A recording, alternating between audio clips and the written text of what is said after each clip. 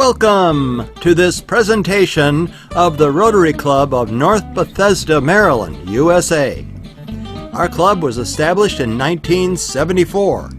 We meet every Friday morning at 7:45 a.m., and we often invite guest speakers to give presentations on all kinds of interesting subjects.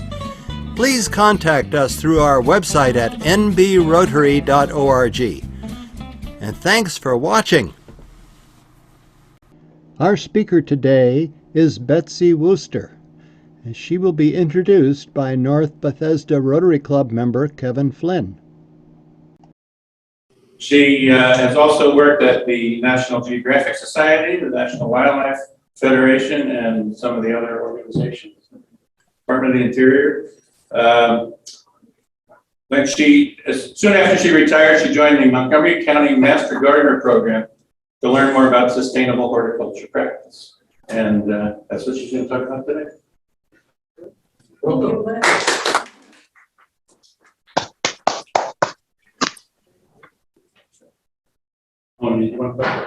Hi, Peter. Peter is the son of Betsy's uncle, who lives in Kensington, or lived in Kensington. Right. Peter lives in the house that he grew up. Pretty close. And you have a garden. I need all of your landscaping help. Well, when I'm finished mine. So, Okay. okay. Let's start the PowerPoint. You're on. Yeah. You want me to start? Yeah, that'd be fine. Okay. I'll give a head start. The program in Montgomery County actually does have speakers here.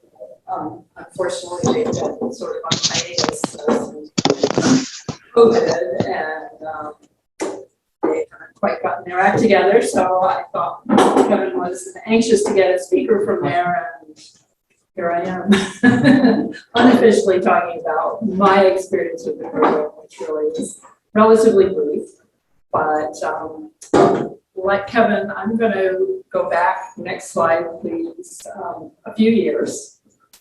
It was 35 years ago, actually, this week, that we moved into our house in North Chevy Chase. Got a good deal on it.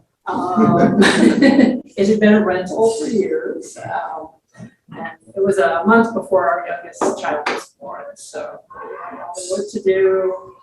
I didn't paint him, that was about it. Kevin, always ready for a challenge, decided to take on the jungle that was the yard. As you can see, a lot of work. Even before we moved in, Kevin was over there pulling out vines, chopping down shrubs, killing weeds, spreading fertilizer and grass seed. Getting poison ivy. And in the process, we got one of the worst cases of poison ivy either of us have ever seen. Next slide. Over the years, we've made some progress on efforts to tackle the jungle. It's about a third of an acre, rocks, roots, trees, hills. It has been a family effort, although the photo on the left of our son is staged. He doesn't handle chainsaws.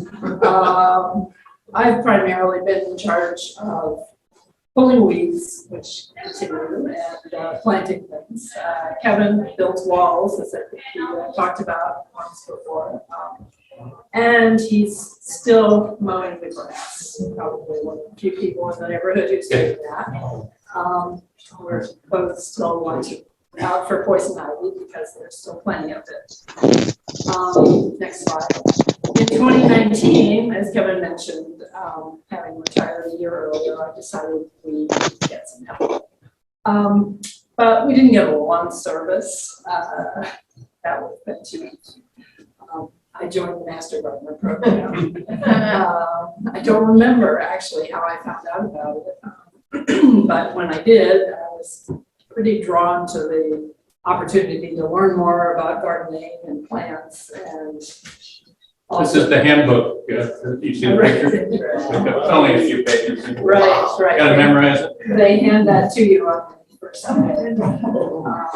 Anyway, I was also drawn because they offer a lot of zero. Didn't really want to spend all my time in the garden, so it looked like a good combination for me. So they have a, excuse me, they have an application process, and classes fill up fairly quickly. I think they need to like 35 or 50 people once a year, January, February.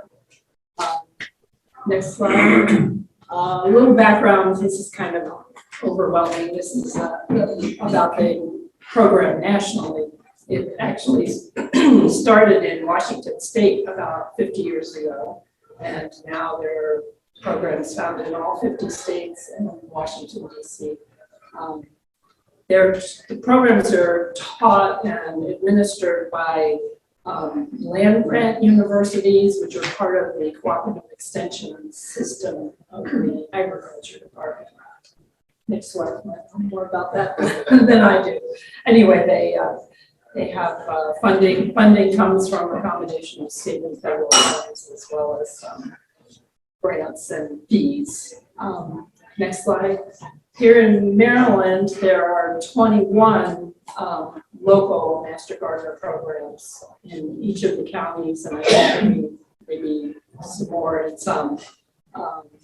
There are nearly 2,600 volunteers currently. The mission of the program, as they state on the website, is to educate residents about safe, effective, and sustainable horticultural practices that build healthy gardens, landscapes, and communities. They have a variety of in-person and online programs.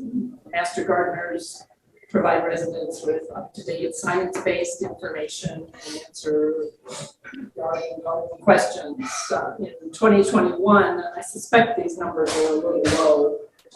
They reached 18,000 residents through those programs. Next slide. So Betsy, does that mean they advise residents about their own situation? Yes, and they are participating in a lot of events, and so they count, someone who comes out and talks to them for more than 30 seconds. Somebody's checking in. Right. Anyway, it's a pretty long, pretty a wide array of opportunities to interact with them. So this is just a little bit about how you become a Master Gardener. You participate in a month-long training program.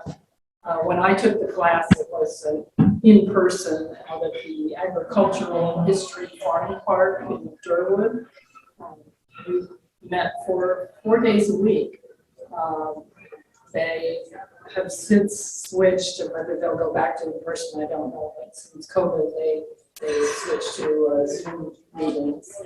But there were several presentations each day, just a wide array of topics from plant science. I avoided recording in progress. I avoided science classes when I was in school.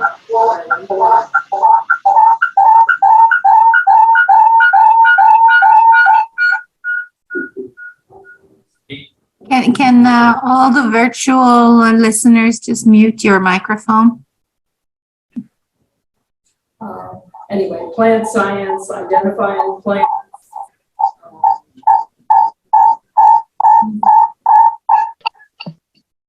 Buddy, I'm sorry, somebody in the room has a phone on or something? Soil science. And Peter is, if you can mute the microphone, it will be a better sound for us. Benefits of Betsy, she can't hear you. Is that right? Benefits of composting, gardening to support wildlife, just a wide array of topics. After completing the training course and passing an exam, they designate you a Master Gardener intern, and then you have to contribute. I think it's 20 hours, or maybe 40 hours of volunteer time in that first year. I was certainly aware by the time I finished the class of how much I didn't know. I rely on that book pretty heavily. But since then, there's a combination of continuing education, which is also required 10 hours a year, and interactions with other master gardeners. There's a wealth of information available. They hold monthly meetings with speakers on a variety of topics. Again, those used to be in person, now they're in Zoom. And there's just, they also set up a wonderful online discussion group during COVID that I think will persist even after they go back to in-person meetings. There's a lot of, innate knowledge among the 400 master gardeners in Montgomery County. So no matter where you participated in an activity or a volunteer opportunity, there are people there who know a lot, and it's been really, really helpful. If you can get to the next slide, I can go over some of the volunteer opportunities and also opportunities for people, interested people to interact with master gardeners. Most all of them have resumed now after a hiatus of a couple of years. And the 20 hours that are required of volunteer time is really not at all hard to achieve because there are so many things that master gardeners do. Some will jump into one particular type of activity and just pursue that with the passion. I've tended to dabble a little bit more. But among the things that you might encounter master gardeners at plant clinics, they call them, at local libraries, farmers markets. They're there. I think most of the libraries are there every weekend. Not all libraries, but the ones that do sponsor them. Farmers markets tend to be maybe once a month or twice a month.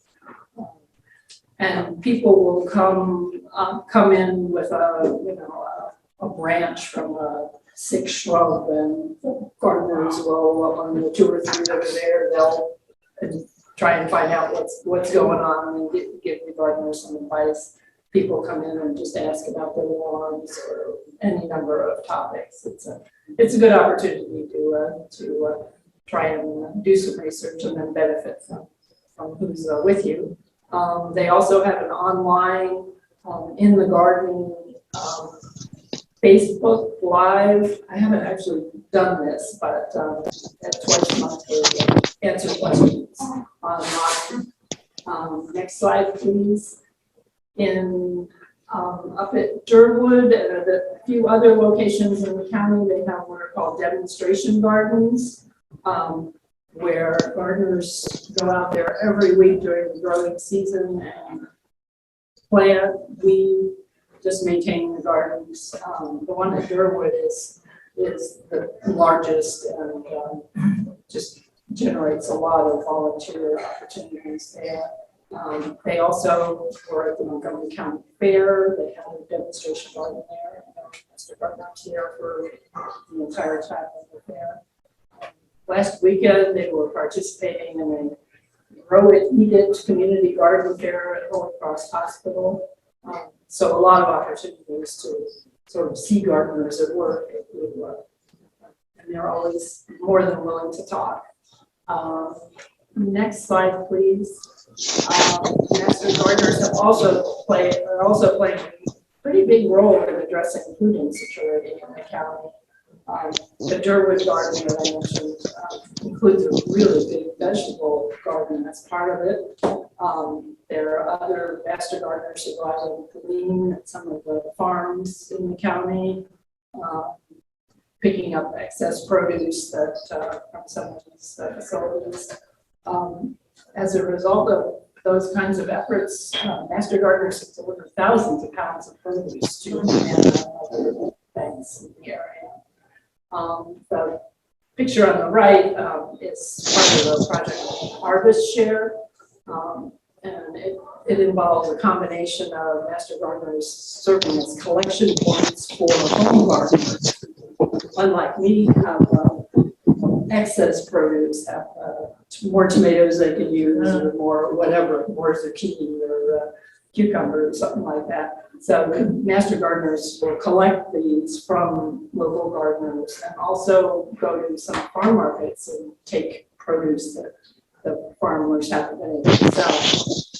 And they deliver those to various social service partners and this particular location here in Tacoma Park, I forget the name of the actual place. They Harvest Share has also grown seedlings with local high school, and they give those out at some of the food banks for people who have maybe a balcony or a patio or something to try and grow their own food. It's really rewarding to talk to some of the people who've actually grown their own peppers thanks to a seedling that they got from one of these food banks. Next, there is another program that's been quite popular with especially veteran master gardeners who've been there a long time and maybe can't get out do quite as much. It's called therapeutic horticulture.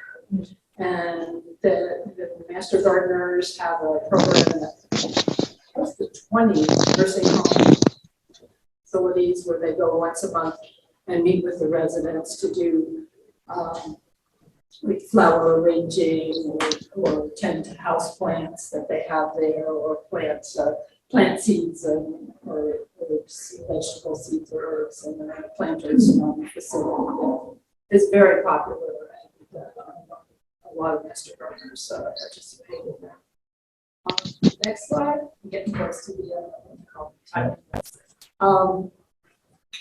Youth education is another major focus of master gardeners activities.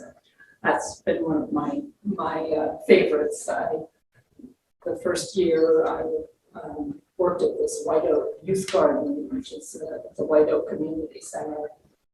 They have a big vegetable garden there that master gardeners set up, and then the kids from the school program and the summer camp come out and work in the garden. Get to see pollinators and worms at work, and then over the course of the year they get to maintain the garden with the master gardeners and pick the produce, pick the vegetables, and bring them home to their families. So this little guy here is clearly pretty proud of the peppers he has in there.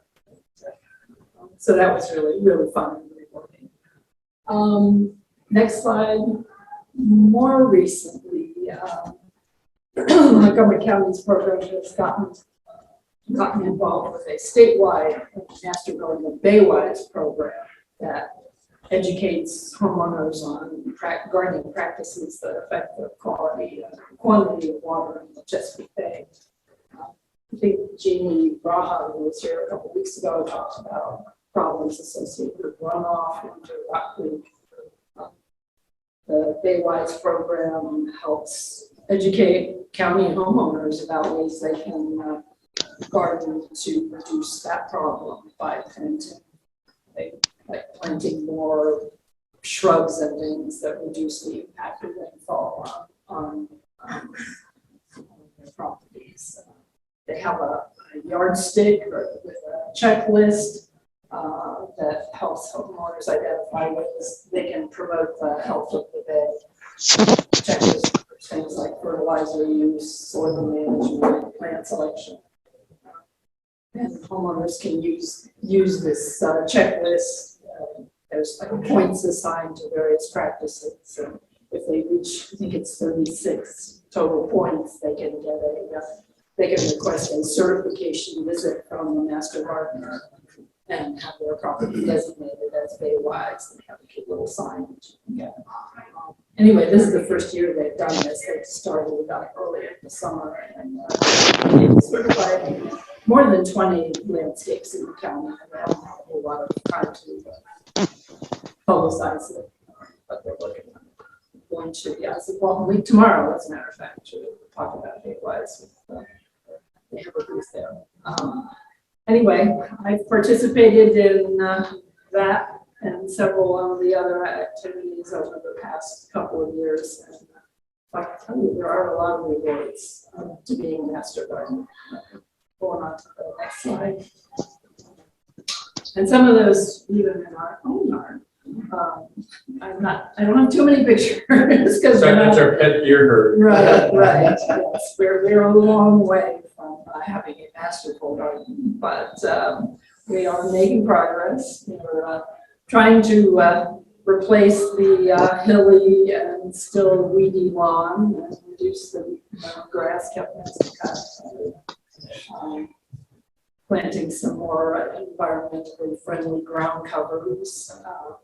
We planted a lot more native plants now that I know what native plants are as opposed to some of the things we have growing and trying to invite visitors other than just deer to our yard. We lost, it was very strange, but I learned about a disease called Boxwood Blight, which I hadn't known anything about. And within like 3 months, our boxwoods in the backyard were afflicted by it. So we lost, I don't know, probably 8 or 10 plants that had been there. Kevin was sad because he had grown up with boxwoods, and I was like, I can plant something. And some of them were doing better than others, but at least we knew what to do. I figured out that native plants are the ones that deer eat. Well, yes, deer will eat almost anything. Yeah, they don't eat these invasives like, in growing my yard. Yeah, exactly. And we did improve the production of our vegetable garden at least a little bit. That was not this year though. This year was not good. Anyway, I'm still learning. I definitely, when I have problems, I know where to go for help. Not only that, but there's actually the final slide shows a website which has a really long URL, or I would have put that there. But if you Google Home and Garden Information Center, it comes up, and it's if anyone has trouble, let me know, and I can give you the website. I guess of all the things, I have been working a lot on their newsletter, the monthly newsletter lately. One of the things they included in there are a few quotes related to gardens. One that was there recently, which I really liked. Said the garden isn't a place; it's a journey. And we're still there. But anyway, it's been fun, and it's kept me busy.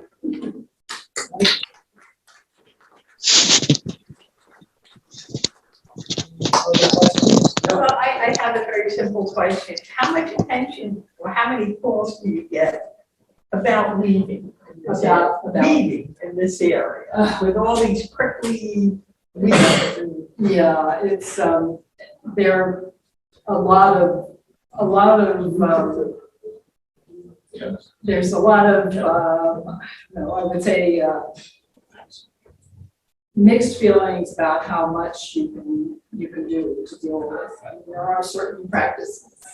We have stilt grass in our yard, which basically if you cut it, it looks like grass. It's almost impossible to get rid of something like that if it's spread too far. Don't use weed killer. It's surprised to me. I've surrendered to them.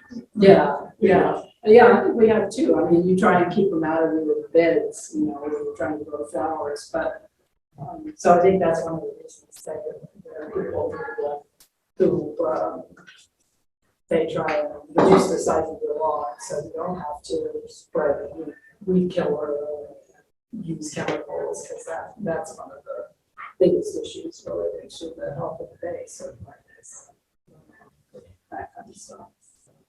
In Montgomery County, is that now illegal, I believe? Yeah. I meant to look up the regulations of I think we got a postcard from the county saying you can't use weed kill. That's correct. And even fertilizers, there's certain times of year when you're not supposed to spread fertilizer too.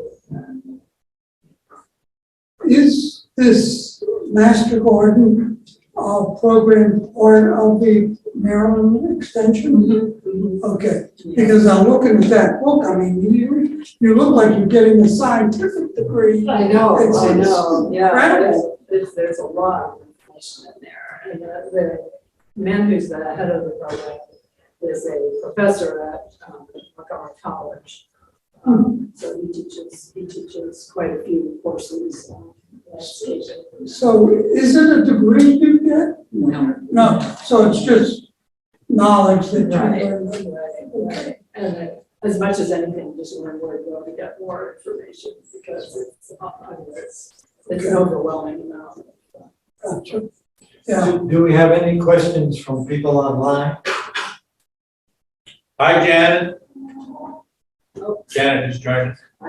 Betsy's old boss. They're on mute. They're on the- Oh, okay. Yeah, you're all on mute. One last chance, just because we're coming up to 8:30. I want to be sure we give you a chance if you have a question. Okay. I have a Talk. question. I hope it's small, but maybe it's big. Betsy, I see problem with the deers here. I recommend my friend, we did some, we bought, it's money. A lot of flowers, and we planted in the front yard. Next morning, it's not there, nothing. Deers thinking that they're breakfast. So, and my daughter's yard, they eat vegetable garden. They fall down hay, some fence, yeah, but they live in a sugar loaf. It's a big animal.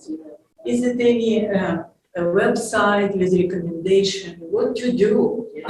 Because they have to eat something. It's their land, like our land too. Yeah, I mean, there are definitely lists of plants that deer supposedly don't like as much. And then we have a neighbor who has hostas all over their unfenced yard. No. They go out every other day and spray something on the stuff. It's not poison, it's just an unpalatable, yeah. I'm not gonna go to that kind of trouble. But, deer don't read signs that say deer don't like this. They will, but they do have recommended plants. It's really sad. Yeah, it is. I still like the deer when I see them. Thank you so much.